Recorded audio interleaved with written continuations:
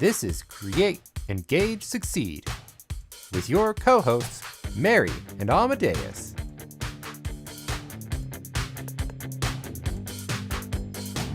This week's guest is...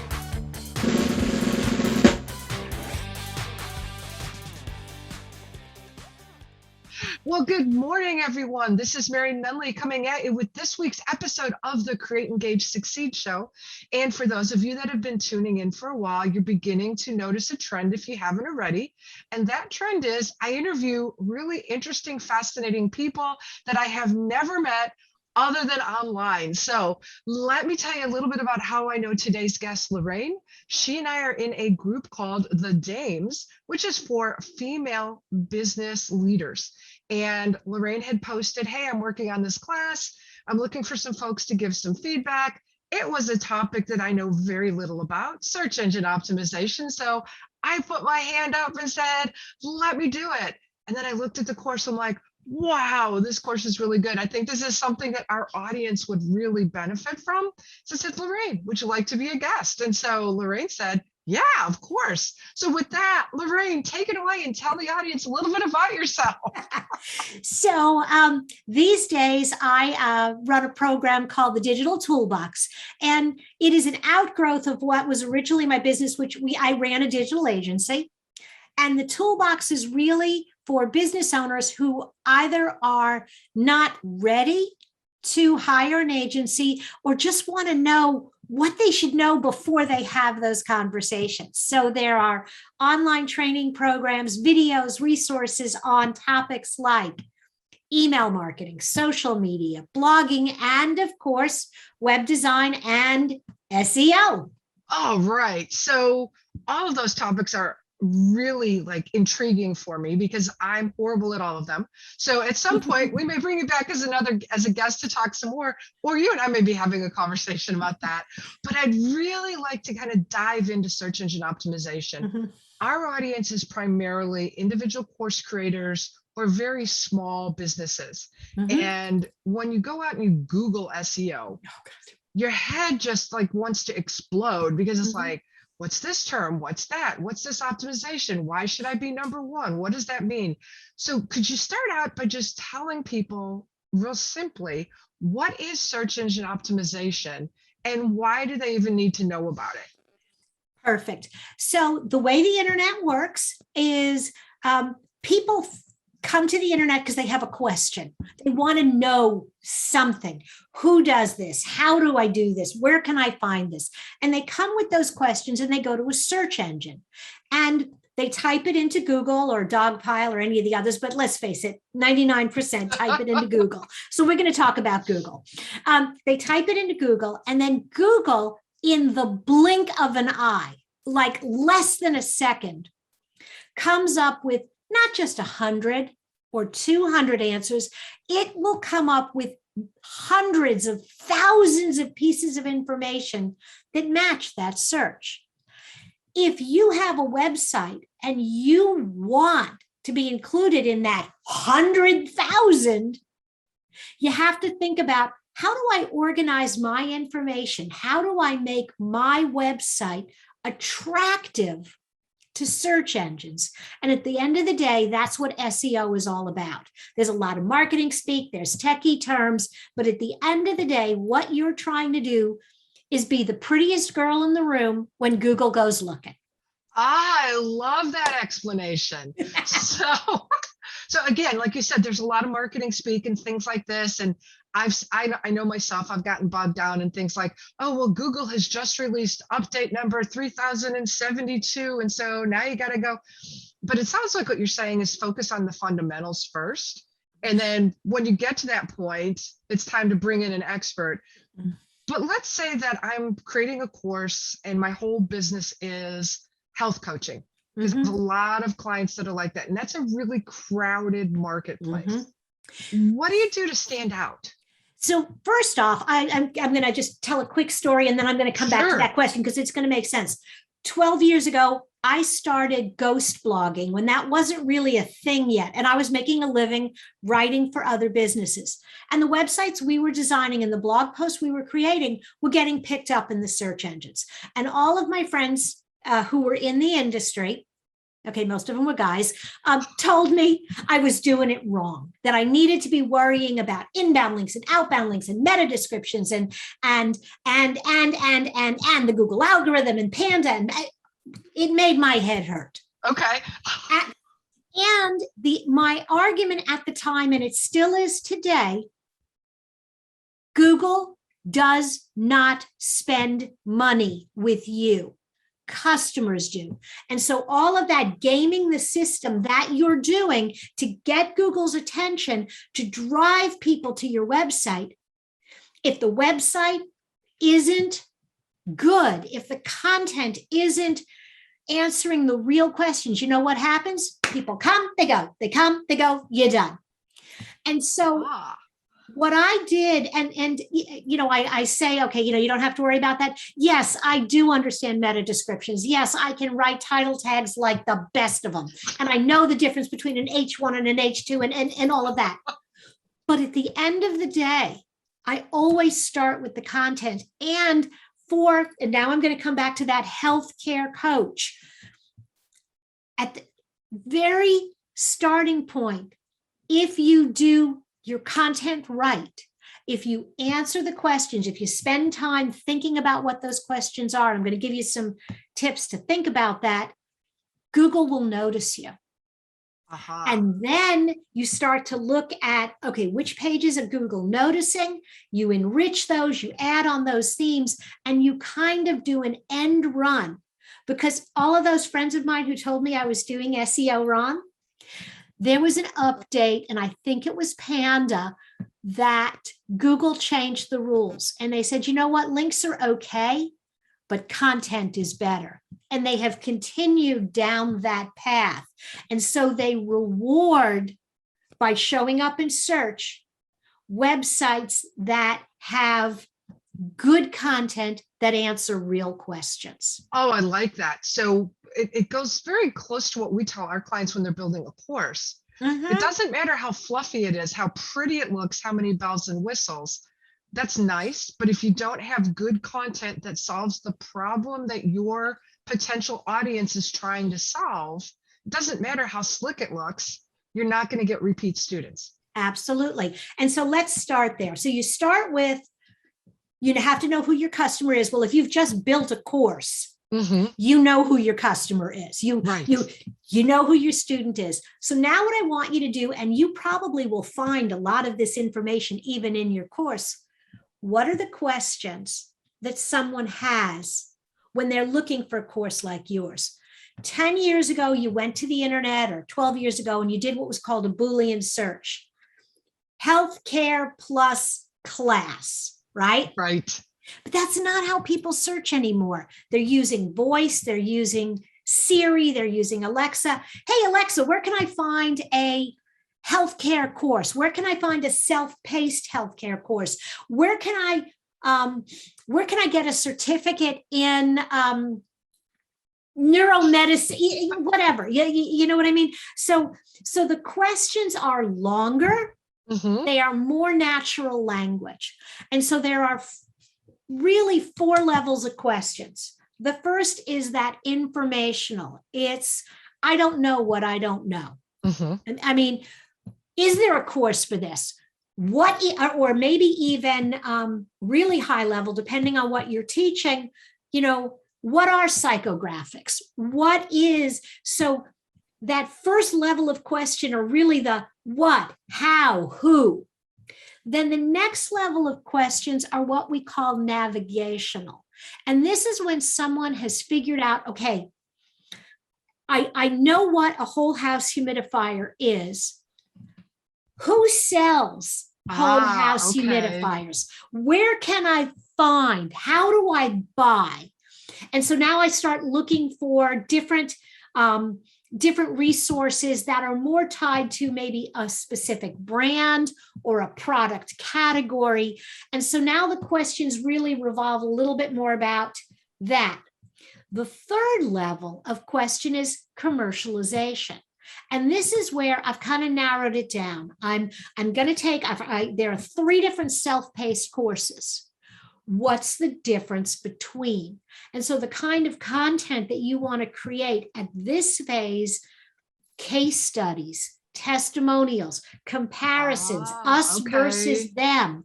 Why do you want X instead of Y? And then the last phase is transactional. I'm ready to buy. And so the content really needs to be, here's the process. And particularly for coaches, somebody comes to your website and they're in that transaction mode. The very last questions they have are, how do I engage you? How do I sign up for the course and get started? And what do I get on the back end? And where's the buy now button? Oh, I like that. So you need to think, and it's, the process is different for different industries. Right. But there are those stages. I don't know what I don't know. I'm kind of gathering information. I'm narrowing it down and I'm ready to buy. And so it sounds like, let's say that we're using that health coach as an example. You need to have all four types of that content somewhere on your website, because let's say I've established a relationship with you already, past course, social media, whatever. I know you, I'm just ready to hit that buy now button, versus that person who stumbles on your site because I'm just doing a search. I'm not going to be ready to buy, especially if it's, I might be ready to buy if it's $27. If it's a, $200, $300,000+ course, I don't know anything about you, I'm not hitting that buy now button. Is that why you want different types? Absolutely, because people are at different stages. And so then you run into, well, where do I put it? Yes. It's not the homepage. The homepage is really just, think about the directional sign at a shopping mall. Okay. People used to think of your homepage as the front door. Everybody had to come in through the front door. These days, your website's like a shopping mall. There are doors everywhere because there are links to blog posts, there are links to articles, there's links to your bio. And so sooner or later, they stumble across your homepage, and its job is to point you in the right direction. Okay, you came in the back door, but you're looking for shoes. You came in this door, but you're looking. So your homepage is really just a directional mall. And it is your interior pages, and it is your blog. Your blog, your blog, your blog. Why? Because one of the things that has never changed in the Google algorithm in all the years I've been doing SEO is recency. What do you got for me today? Now, there are only so many times you can update your homepage, but a blog post, if you go back to those questions, and I'm going to give you an example from the flooring industry. Okay. We brainstormed a bunch of questions, and then we used a couple of tools, and I'll talk about those when we have some time, to find different questions and variations. So I had like 10 different questions, and I'm like, this is a really great question. And it was something like, what's the best floor for your kitchen? It's a great question. I went to their website and I searched, and you know what I found? Nothing. Wow. So guess what I did? We wrote a 600-word blog post on the 3 best floors for your kitchen. Oh, that's brilliant. So every business, so I talked about, you have all those questions. Right. Go to Google. And when you type in the question, Google is really smart, and it'll start showing you other related questions. Go down that rabbit hole, start making lists of all of the related questions. Now you don't have 10 questions, you got 50. Oh, I like that. And then I have 2 websites. One is called Answer the Public, and the other one is Answer Socrates. Oh. Go there, free, type in your question, type in your keyword, and it will give you lots of other questions. It will show you, Answer the Public will give you this nice visual diagram that kind of branches off and says, okay, if you want to go down this path, here are 5 questions. If you want to go down this path. And Answer Socrates will actually just show you Google searches and the most popular related Google searches. So now you know this is a better question than this. Oh, I like that. And so you're not going down that rabbit hole again as a new business person, Mhm. using some of the Google tools where you get into their back end and there's like all these different keywords and you just walk away going, this means nothing to me. What am I going to do? That's why you bring in a professional. Mhm. But for me as a small business owner, I could then go to one of those sites, type Mhm. in the questions like, what do I need to do to create a course? Because we work with course creators. So Sure. I could see what the different questions people are Mhm. asking and then Mhm. update our content, Absolutely. answering those questions in a way that focuses on our services. So I want to just make sure that that's the other part is you're not writing generic content. Mhm. You're writing If you about what you offer. absolutely, and you really hit the nail on the head. There are 500,000 answers to that question. Why, other than the fact that you're a lovely person, why should Google pick your answer? Okay. You know, and it may be because you only service Indianapolis. So you couch all of your answers in language that geolocates you. Or maybe you specifically talk about not just generic health coach training, but very, very niche for a very particular group of medical practitioners. And even if the course, my content-based SEO class applies to everybody. You hear me going from industry to industry. Mm-hmm. But I will do marketing and I will do a blog post just on SEO for roofers, SEO tips for plumbers. Now, the call to action at the bottom of the post is the same class, but how did I hook them in? Oh, I that's gave good. them information that was relevant to them. So if your course has got multiple audiences, or even if you think it's one audience, can you break it down? Can you bias to early stage healthcare professionals just starting your career? Here's this course. Been doing this a while, ready to freshen up your approach? Here's this course. Think you know everything? Think again. Here's this course. So, I like that. So you could sell the same course to different people. And we always go back to food analogies because my background's the restaurant business. And so it's like, okay, I go to the store and I buy eggs. Mhm. I'm vegetarian, but I eat eggs. You're a full-on carnivore, you eat eggs. I'm making a cake, you're making an omelet. So the supermarket might say, hey, in the mood for dessert? You're gonna need some eggs to make that cake. Mhm. Hey, you want breakfast? How about an omelet? And so Absolutely. it's that same thing. You're selling the same product, Mhm. but your needs and my needs might be different, but the same product solves your problem. Absolutely. And that's really the key in your content. It needs to be focused on the customer has a question and I'm going to answer it. Now, I'm going to tell you that we started doing this for a number of our clients. We've done it for years. You will know when you have a winner. I have a flooring contractor. His best blog post is, what's the difference between frise carpet and plush? Wow. Okay. Who knew? Who knew? My bean company. What's the difference between Old Navy, between Navy and Cannellini and Great Northern beans? To me, they all look like white beans. What the heck? Right. But people, that blog post comparing Great Northern to Navy beans is 11 years old. Wow. And every month for 11 years, we get hundreds of people that come to the website because of that blog post. Oh, that's amazing. So what you're saying is good content is pretty much evergreen. It is, but, and there's a caveat. We noticed about 3 years ago that one of our competitors realized we were getting a lot of traffic and they wrote a blog post. And you know what?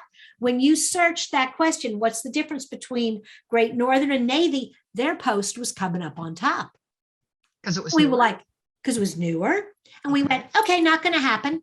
We went back to the same post. We added 3 new recipes. We added more content. So we added probably 100 to 150 new words, links to 3 pages related on the website, and a new picture. Resubmitted it, and this is where it gets a little geeky. We used Google Search Console and we re-indexed it, and you know what? We're right back on top. Oh, I love it. So set it and forget it, but also make updates. Mm-hmm. I like yes. it. And there. I mean, I said a lot of things there, but one is, although Google doesn't put as much weight on links as they used to, a few good links to one piece of relevant content on your website, to one external source is good. People call Google search robots spiders because they crawl. Okay. And they come to your page, and then where do they go next? Well, if you've given them a link to some other piece of content on your website, they crawl and they follow that link like a spider moves down their web. Okay. Okay. So the more connected you can make with content on your website that you are telling human beings and spiders, hey, this is next. Okay. So it's like, oh, if you learned something from this article and you'd like to explore pinto beans, there's a link to I like it. I like it. I know we're almost out of time. I did have one more question before we talk a little bit more about your course. You had mentioned earlier meta descriptions and tags. And I know that that's an area that, that could be like a 10-hour course just in that, but just at a really high level. Because I know when I'm writing my blog post, there's a block that says, what's your meta description or what's your SEO description?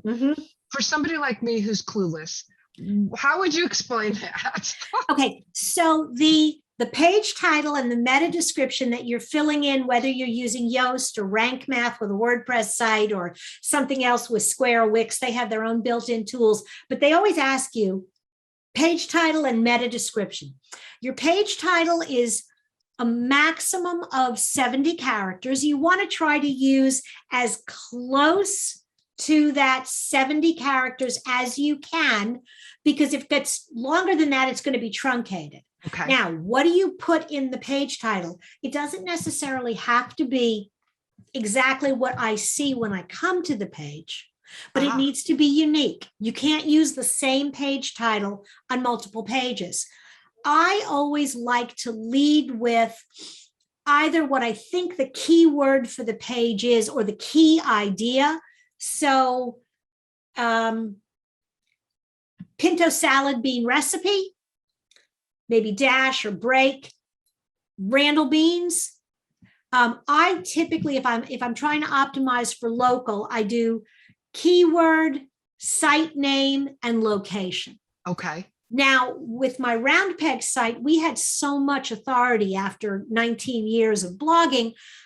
Most of my page titles don't say Round Peg anymore. They don't have to, because I own that name. But so if you're answering a question, your title should be the question and maybe your company name, 70 characters.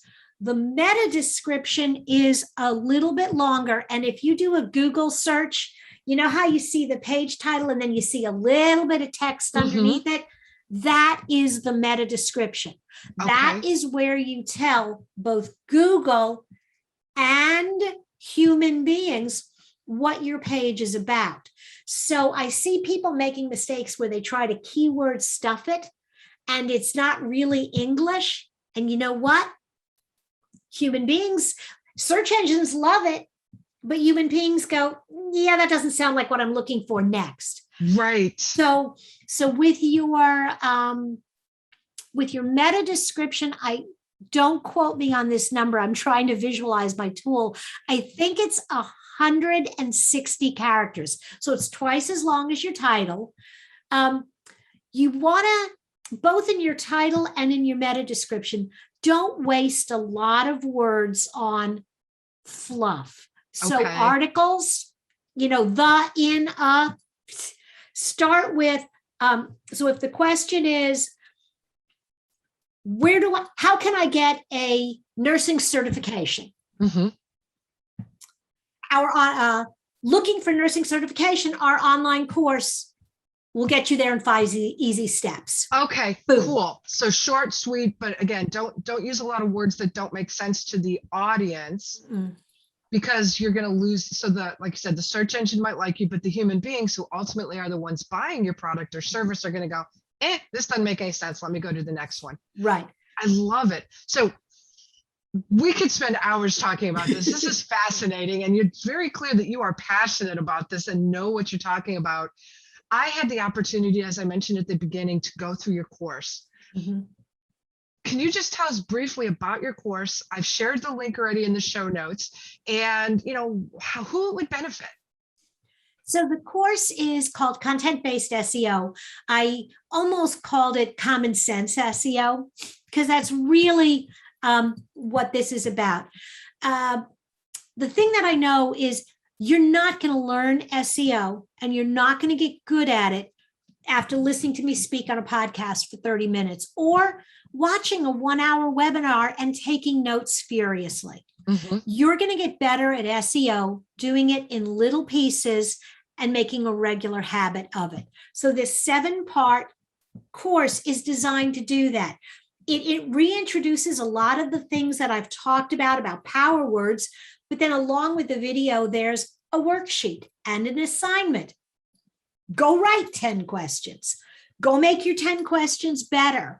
There's a section on power words, and this is really about writing more engaging titles. And again, you get examples and you get an opportunity to practice, and then some tips on blogging and building FAQ pages, which are really valuable.